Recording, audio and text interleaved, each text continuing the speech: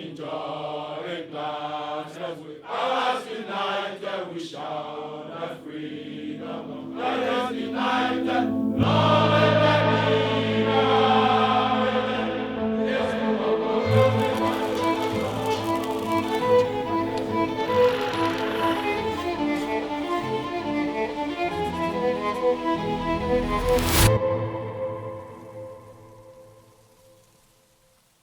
Skills development in any developing country is critical.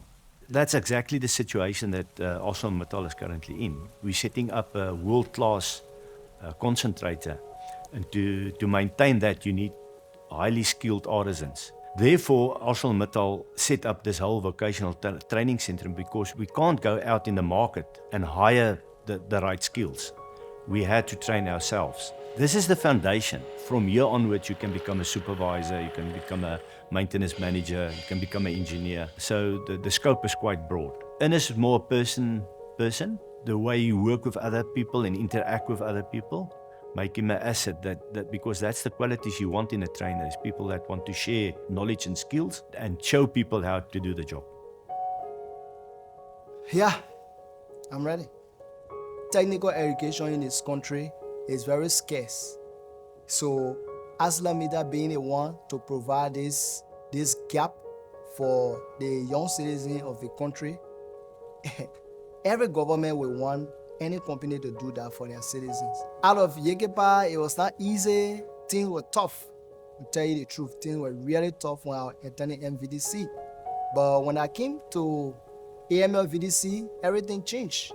I did not need to worry about food, to worry about shelter, to worry about clothing for the work or whatsoever, because the company provided everything for us, the students.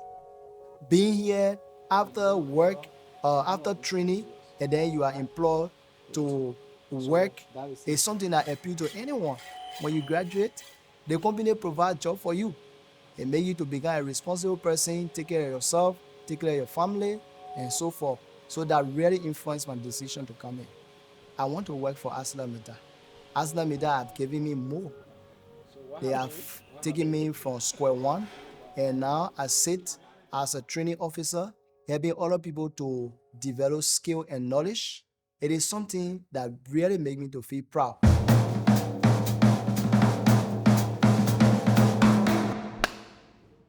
My name is Aaron Siawe, and I'm an artisan in training. I see this as a life-changing golden opportunity that everyone needs to take. I did the training year and then qualify. If I'm working for money, I can pay tax to the government can use my tax to pay other civil servants like the teachers who they're teaching my little kids, my brethren are well to come up. And they can also use that tax and develop my country. In Liberia, you can get the degree. After getting the degree, you have to go hustle again before you get the job. But if you learn a trade, for instance, now I'm an electrician. If I'm not working with the company, I can go out there, I can do a contract for somebody, I can still get money. Thinking about the future in the next 2-3 years, the future of ArcelorMittal, it will be very wide. And one of the things I see that the young people will be a lot in the field working and will not be in the street now doing negative things. Because when you're not doing nothing, most of our brothers are in the street because of lack of finance to go to the university and go and learn trade. But here it's free.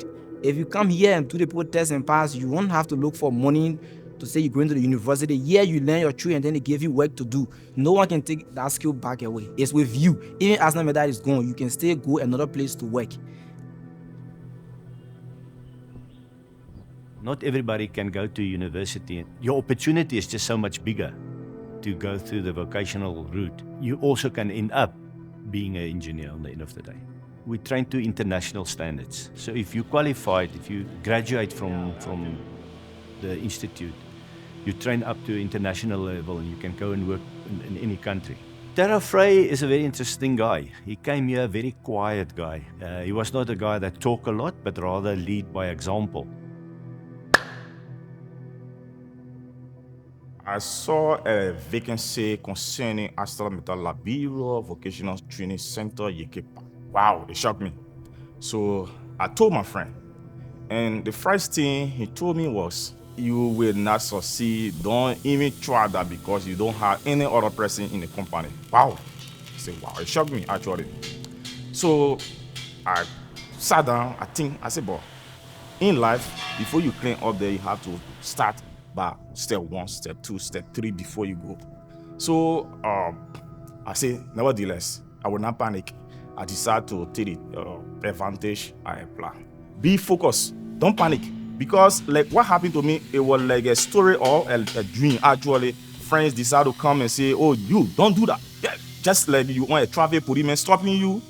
The fear, it shocked me actually. But however, I did not listen to them. If to say I could listen to them, then today I'm still out there begging people the same way.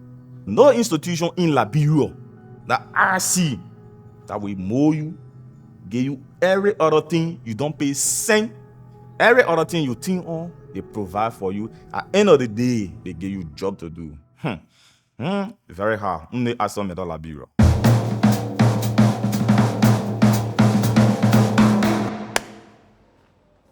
I was in the 12th grade when I overheard about the VDC training, and then I decided to apply. But at that time, I was still in high school, so I decided to make use of the opportunity to prove to my fellow females that we, as females, we can do much better, more than the men. Counting yourself as number 1, it was very difficult. When I came here, I felt like I was the number 1 person who could make the difference in the entire world, because the VDC is helping a lot and it's changing life. For me, if I was coming to graduate from high school, I was just coming to sit, sell, and be a baby man. If I happen to graduate from the VDC and given an opportunity, I want to go out and gain more education, gain more knowledge on my job, on my course, and then come back to the country and give back to the company or to my country. It's definitely transformational. If they go through this training, and yes, it is a tough training course, but if they're done with this, they're immediately earning a salary in that upper bracket of the market. But this facility is now giving the opportunity where people that's basically trained through this and go into the work market outside ArcelorMittal will be available for any company then to be absorbed. And also they start training other people, so there's a rub-off on that as well. You lift actually the whole country's technical standards.